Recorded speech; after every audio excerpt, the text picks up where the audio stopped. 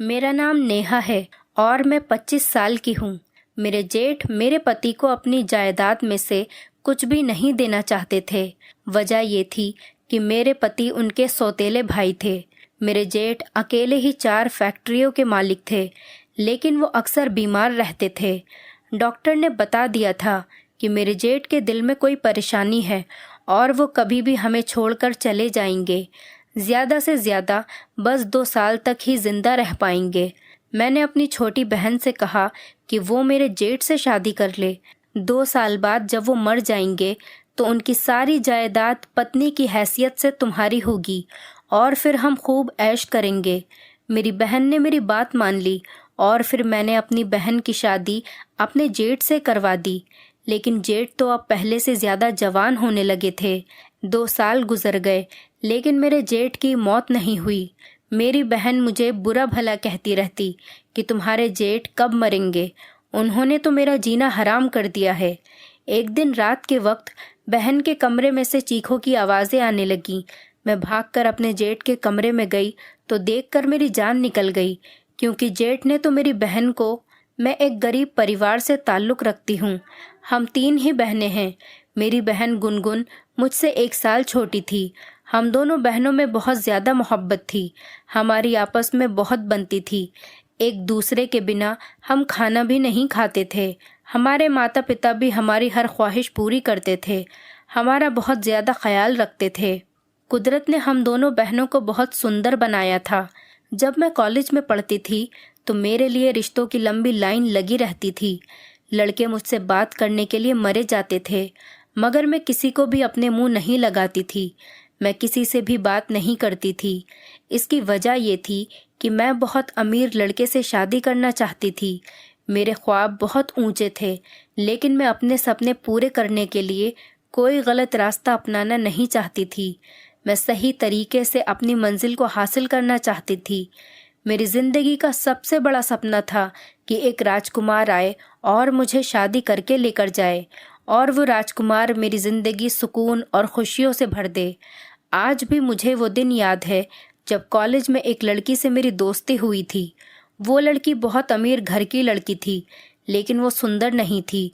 वो मेरी खूबसूरती को देखकर मेरी दोस्त बन गई और मैंने भी उससे दोस्ती कर ली थी। वो मुझसे बहुत बातें किया करती थी। अब मैं अक्सर उसके घर आती जाती रहा करती थी। उसके घर में मेरी उसके एक कज़िन से मुलाकात हुई। वो बहुत अमीर और ख़ूबसूरत इंसान था। मुझे देखकर उसकी नज़र मुझ पर ही अटक गई थी। कुछ देर के बाद वो होश में आया तो मुझसे कहने लगा, आप कौन हैं? मैंने आपको इस घर में पहले यहाँ कभी नहीं देखा। तभी मेरी सहेली ने उसे बताया कि ये नेहा है, ये मेरी बहुत अच्छी दोस्त है। वो जाते जाते मुझे देखता रहा और कहकर गया, आपसे मिलकर बहुत खुशी हुई। रात को ही उसका मैसेज आ गया। उसने कहा कि वो मुझे पसंद करने लगा है। वो मेरी सुंदरता पर मर गया था। और मुझे क्या चाहिए था? मैं यही चाहती थी कि कोई अमीर लड़का मुझसे शादी कर ले और बाकी की ज़िंदगी में ऐशो आराम के साथ गुजार दूं। मेरी तमन्ना पूरी हो रही थी। मेरी खुशियों का कोई ठिकाना नहीं था। दिन तो जैसे पर लगाकर उड़ रहे थे। अपनी खुशियों में मगन मैंने अपनी सहेली के बिहेवियर को भी नहीं देखा था। वो दिन ब दिन मुझसे दूर होती जा रही थी। वो मेरी बहुत अच्छी दोस्त थी। अब उसने बहुत सी दोस्तें बना ली थीं और मुझसे बात तक नहीं करती थी। मैंने इस बात को ज़्यादा नहीं सोचा। फिर एक दिन मैं कैंटीन में बैठी हुई थी जब मेरी दोस्त रीना मेरे पास आई। उस वक्त मेरे साथ एक लड़की बैठी हुई थी। रीना ने मुझसे कहा कि मैं तुमसे अकेले में बात करना चाहती हूँ। मैं उठकर उसके साथ अलग में चली गई। वो आज ज़्यादा सीरियस लग रही थी। उसने मुझसे कहा कि बात करना मुझे अच्छा तो नहीं लग रहा, लेकिन मैं क्या करूं? मुझे तुम्हें ये बात बतानी भी ज़रूरी है। तुमसे मेरी बहुत अच्छी दोस्ती रह चुकी है। नेहा, मैंने सच्चे दिल से तुम्हारी तरफ अपनी दोस्ती का हाथ बढ़ाया था, क्योंकि तुम मुझे बहुत ज़्यादा अच्छी लगी थी। लेकिन तुमने फिर मेरे कज़िन आर्यन की दोस्ती का हाथ पकड़कर अच्छा नहीं किया। इस बार मैंने चौंक कर रीना की तरफ देखा था, क्योंकि आर्यन ने कहा था कि हमारी दोस्ती का किसी को पता नहीं चले। फिर रीना को कैसे पता चल गया? वो मुस्कुराई और कहने लगी कि ज़्यादा हैरान होने की ज़रूरत नहीं। जिस दिन उसने तुम्हें पहली बार मैसेज किया था, उसने मुझे चैलेंज किया था कि वो तुम्हें फंसाकर रहेगा, मगर मैंने उसकी बात को सीरियस नहीं लिया था और मैंने कह दिया था कि नेहा ऐसी लड़की नहीं है। मगर तुमने तो मुझे शर्मिंदा करवा दिया। तुमने तो उसे बहुत अच्छा रिस्पॉन्स दिया था। आर्यन मेरा मंगेतर है। कुछ महीनों बाद हमारी शादी होने वाली है, लेकिन मैं उसकी इन घटिया हरकतों की वजह से उसे पसंद नहीं करती। मुझे लगा था नेहा तुम दूसरों से अलग हो, लेकिन मेरे सारे दावे बेकार रह गए। तुम भी आम सी लड़कियों जैसी निकली जो मर्द की जरा सी तारीफ पर उनके सामने बिछ जाती हैं। रीना अपनी बात करके चली गई थी, लेकिन मुझे सोच में ढकेल गई थी। हर कोई मुझे अपना मजाक उड़ाता हुआ नजर आता था। ऐसा लगता था जैसे सारी दुनिया मुझ पर हंस रही है। घर आने के बाद जब मैंने आर्यन को इन सब बातों का बताया तो पहले तो उसने मुझे झुठलाने की कोशिश की, फिर उसने इन सब बातों को मान लिया था और फिर मैंने उसे बहुत बुरी बुरी सुनाई। फिर उसे ब्लॉक कर दिया और उसके बाद उससे कभी भी बात नहीं की। ये मेरी ज़िंदगी का बहुत घटिया तजुर्बा था और मैंने इस तजुर्बे से बहुत बड़ा सबक हासिल किया था। उसके बाद मैं अपनी पढ़ाई में लग गई थी। मुझे इधर उधर का कोई होश ही नहीं था। मैंने बहुत अच्छे नंबरों से ग्रेजुएशन पास किया था। एक बार हमारे कॉलेज में बहुत बड़ा फंक्शन हुआ था, तो यहाँ बहुत अमीर लोग गेस्ट बनकर आए थे। उनमें से एक इंसान जिसका नाम राहिल था मुझ पर अपना दिल हार बैठे थे। उन्होंने कॉलेज के रिकॉर्ड से मेरा एड्रेस और फ़ोन नंबर पता करा था। रात को ही मुझे उनकी कॉल आ गई थी। जब उन्होंने मुझे अपना बताया तो मैं एक पल को तो हैरान रह गई थी, लेकिन मैंने जल्दी ही खुद पर काबू पा लिया था। वो मुझे पसंद करने लगे थे। उन्होंने अपनी मोहब्बत का इजहार मुझसे किया था। ये सब बातें मेरे लिए नई नहीं थीं। मैं एक भयानक तजुर्बे से गुजरी थी। मेरा दिल अभी तक उस सदमे को भी नहीं भूल पाया था। इसीलिए मैंने उनकी किसी भी बात का कोई जवाब नहीं दिया और फ़ोन बंद कर दिया। उसके बाद वो रात भर मुझे मिनट मिनट पर कॉल और मैसेज करते रहे। हैरत का झटका तो मुझे तब लगा जब अगले दिन वो अपना रिश्ता लेकर आ गए। मेरे घर वाले तो हैरान थे कि इतने बड़े लोगों को कहाँ बैठाएं। उन्होंने मेरे रिश्ते की बात कर दी और पेपर्स के बाद शादी की डेट भी रख दी। सब कुछ इतना अचानक से हुआ था कि मुझे यकीन ही नहीं हो रहा था। उस घर में बस मेरे होने वाले पति और मेरे जेठ थे। मेरी जेठानी इस दुनिया में नहीं थी। मेरी नंद इंडिया से बाहर रहती थी। उस घर में कोई भी औरत नहीं थी। शादी की सारी शॉपिंग मैंने खुद की थी। मेरे घर पर उनका ड्राइवर आ जाता था, तो मैं कभी अपनी बहन गुनगुन के साथ, तो कभी मम्मी के साथ और तो कभी उनके साथ जाकर शॉपिंग करती थी। इसीलिए मैंने हर चीज़ अपनी मर्जी और पसंद से ली थी। और फिर मेरी शादी का दिन भी आ पहुंचा। अपनी किस्मत पर बहुत खुश थी मैं। ज़िंदगी बहुत अच्छी लग रही थी। मुझे यकीन नहीं आ रहा था। जिस ज़िंदगी के बारे में जो मैंने सोचा था, जो मैं चाहती थी, वो सब मुझे मिल गया था। अब हर चीज़ मेरे पास थी। जब भी गुनगुन घर आती है, वो मेरी हर चीज़ को देखती रहती और मुझसे कहती, दीदी तुम कितनी खुशकिस्मत हो। मैं इस बात पर मुस्कुरा देती। मैं गुनगुन की भी किसी ऐसे ही इंसान से शादी करवाना चाहती थी, लेकिन वो पागल वही पास के एक लड़के को पसंद करती थी। दोनों एक दूसरे पर जान देते थे।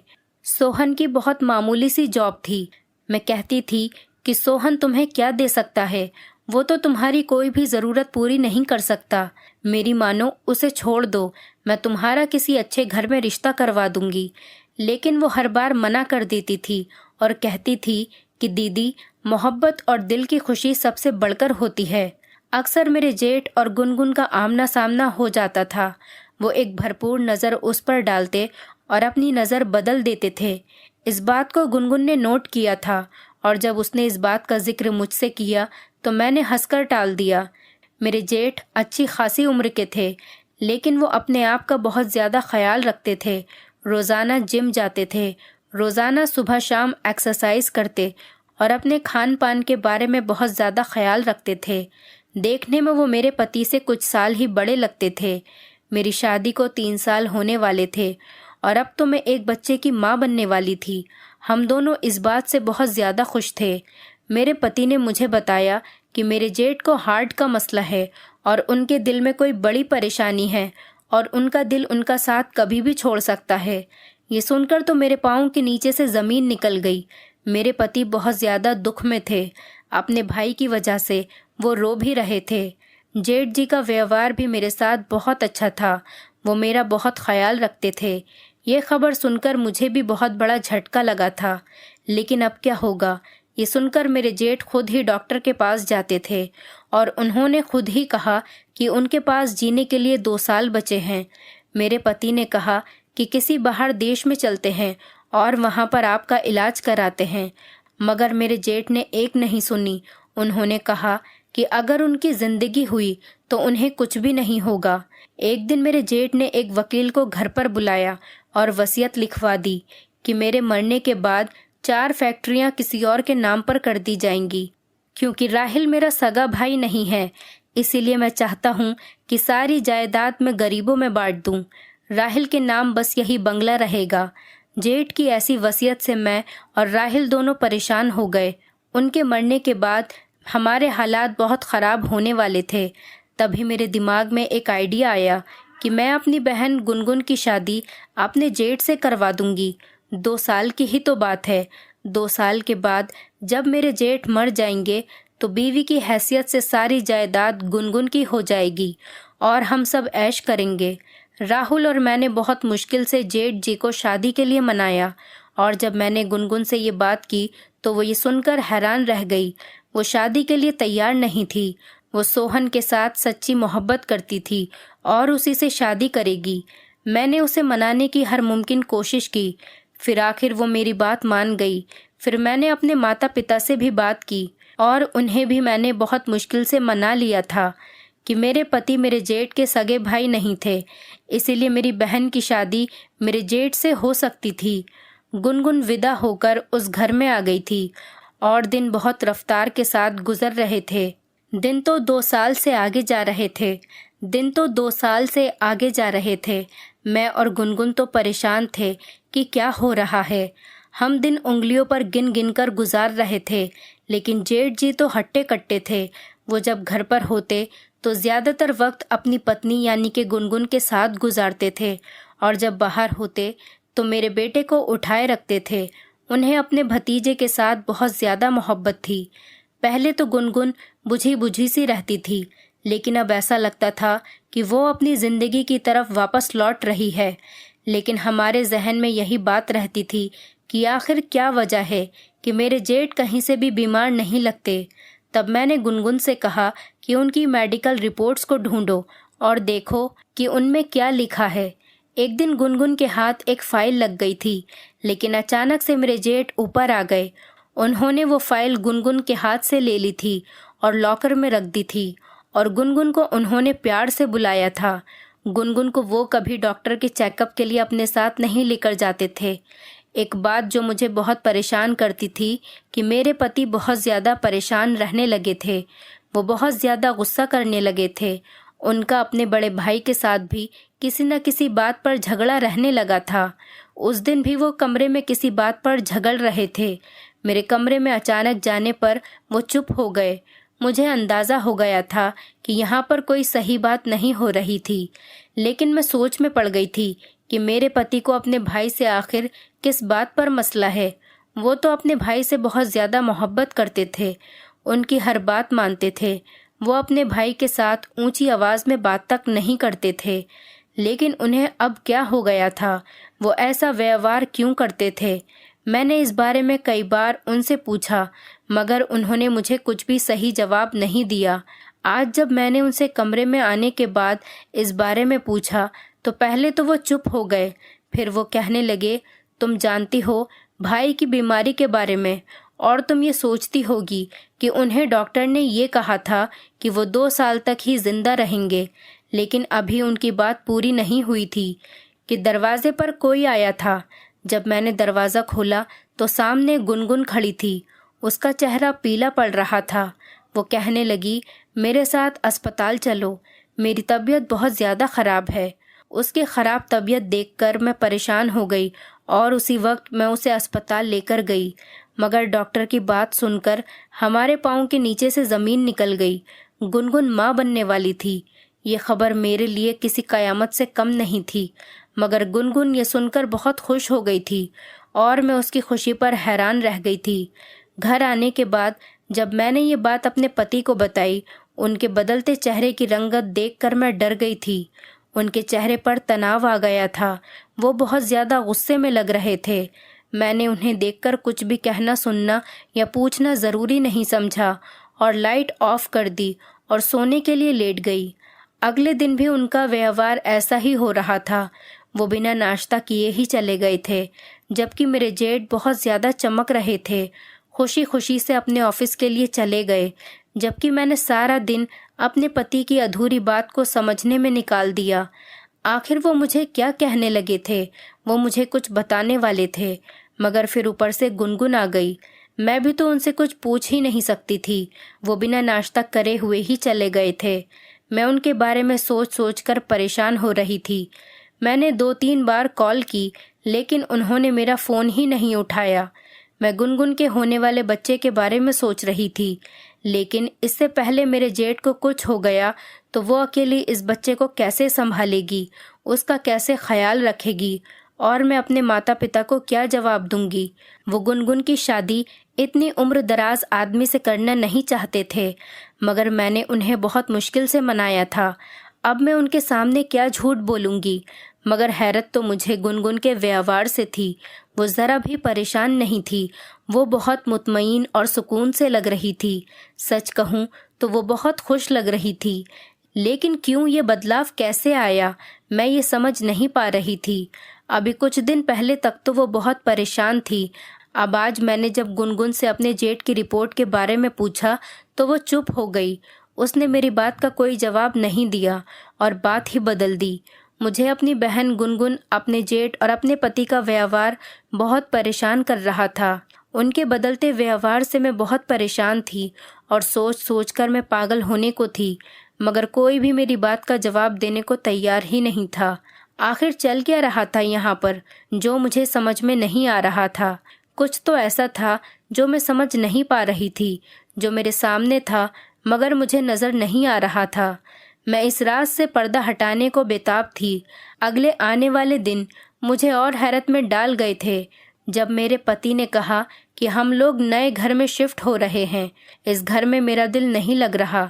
मगर हैरत का झटका तो मुझे तब लगा जब मुझे पता चला कि गुनगुन और मेरे जेठ इसी घर में रहेंगे। सिर्फ हम लोग ही यहाँ से जा रहे हैं, हम लोग उनसे अलग हो रहे हैं। मगर क्यों? कोई मुझे इस बात का जवाब देने को तैयार ही नहीं था।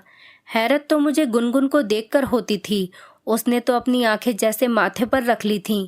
मैं नहीं जानती थी कि मेरे पति और उनके भाई की आपस में क्या बात हुई है। कुछ दिन बाद हम वहाँ से चले गए थे। नया घर पहले घर के मुकाबले थोड़ा छोटा था, लेकिन ये बना हुआ बहुत शानदार था और ये भी मेरे ख्वाबों के महल के जैसा ही था। हमें यहाँ आए हुए काफ़ी दिन हो गए थे। न हम गुनगुन और अपने जेठ से मिलने गए और न ही वो लोग यहाँ पर आए। मैंने जब अपने पति से इस बारे में पूछा तो उन्होंने मुझसे सख्ती से मना किया कि मैं इस बारे में उनसे न पूछूं। मैं सारा दिन सोचती रहती और उलझती रहती। आज के दिन मेरे पति का मूड थोड़ा बेहतर था, इसीलिए मैंने सोचा कि आज इस बारे में मैं उनसे बात करती हूँ। मैंने उनसे पूछा कि आप उस दिन क्या कह रहे थे जब मुझे गुनगुन के साथ उस दिन अस्पताल जाना पड़ गया था। मेरी बात सुनकर वो चुप हो गए और कहने लगे, आखिर कब तक मैं ये बात तुमसे छुपाऊंगा। आज तुम्हें बता ही देता हूँ। पहली बात तो ये कि मैं उनका सगा भाई नहीं हूँ, और दूसरी बात ये कि मेरी भाभी की मृत्यु आज से 5 साल पहले हुई थी। मेरे भाई दूसरी शादी करना चाहते थे, मगर मुझे शर्म आती थी कि लोग क्या कहेंगे कि इनके बड़े भाई ने इस उम्र में शादी कर ली। इसीलिए मैंने उन्हें शादी करने नहीं दी और फिर मैंने तुमसे शादी कर ली और अपनी ज़िंदगी से मुतमईन हो गया। फिर उसके बाद जब मुझे पता चला कि मेरे भाई को हार्ट का मसला है और वो बस कुछ दिन ही ज़िंदा रह पाएंगे, तब मैं बहुत परेशान हुआ था। मगर मुझे हैरत का झटका तब लगा कि वो अपनी जायदाद गरीबों के नाम करने वाले थे। तब हमने जायदाद के लालच में भाई की दूसरी शादी करवा दी। फिर एक दिन मैं भाई के डॉक्टर से मिला। तब मुझे उन्होंने बताया कि तुम्हारे भाई बिल्कुल ठीक हैं, बस थोड़ा सा दर्द हुआ था, जिसकी दवाई मैंने उन्हें दे दी थी और जब मैंने भाई से पूछा तो उन्होंने बताया कि ये सब कुछ झूठ था और उन्होंने इसलिए बोला था क्योंकि वो दूसरी शादी करना चाहते थे, इसीलिए उन्होंने ये सब कुछ प्लान किया। मेरा मुंह हैरत से खुला रह गया और इसीलिए मैं तुमसे नाराज़ हूँ और उन्हें छोड़कर मैं यहाँ आ गया हूँ। ये सुनकर मैंने कहा, आपको ऐसा नहीं करना चाहिए था। उन्होंने जो किया सो किया, लेकिन आपने जो किया वो गलत है। दूसरी शादी वो कर सकते हैं, पाप करने से बेहतर है कि इंसान शादी कर ले। उन्होंने जो किया वो पाप न करने की वजह से किया। मैंने कहा, अपना दिमाग उनकी तरफ से साफ कर लें। मेरी बहन गुनगुन अब मेरे जेठ के साथ अपनी ज़िंदगी बिताना चाहती थी। अगले दिन हम लोग उनसे मिलने के लिए आए और वो हमें देखकर बहुत खुश हो गए। गुनगुन को खुश और सुकून दिल देखकर मुझे ये समझने में देर नहीं लगी थी कि वो हकीकत जानती है और उसने उस हकीकत को अपना भी लिया था। दोस्तों, उम्मीद करती हूँ आपको हमारी कहानी पसंद आई होगी। कहानी पसंद आई है तो वीडियो को लाइक करें, चैनल पर नए हैं तो चैनल को सब्सक्राइब करें और हाँ, नोटिफिकेशन बेल को ज़रूर दबाएं ताकि अगली अपडेट सबसे पहले आपको मिले।